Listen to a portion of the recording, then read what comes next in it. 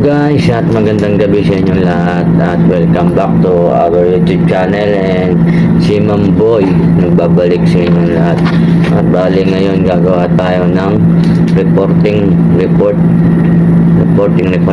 isa lang pala report bali yung mga record dito sa record book.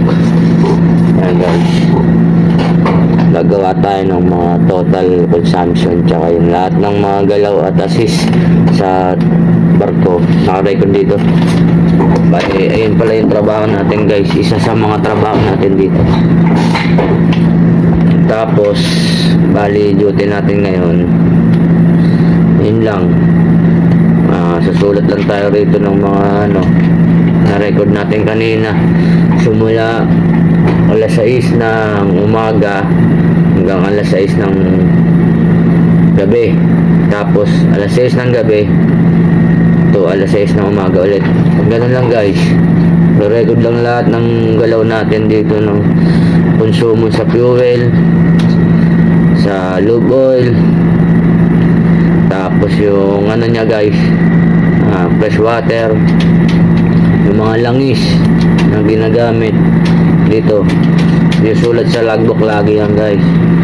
Tapos pipicturean mo, isisend mo ngayon dun sa office. Yun guys, isa sa mga trabaho ng oiler yun guys. Tapos ayun na, duty na. Pagtapos nito, abang-abang ka na lang ng ng galaw kung meron ulit assisting sa barko. Mamaya papandar ulit tayo ng makina. Ayun guys, yun lang yung trabaho guys. Let's go. At ayun na guys, natapos na tayo. At bali papakita ko sa inyo yung kung ano yung mga sinusulat ko dito guys.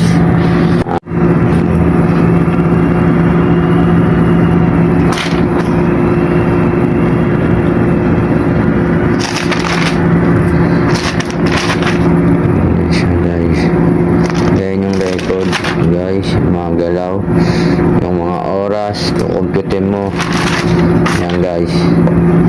Tapos dito naman sa kabila yan yung mga consumption, yung mga galaw sa assisting ng mga barko.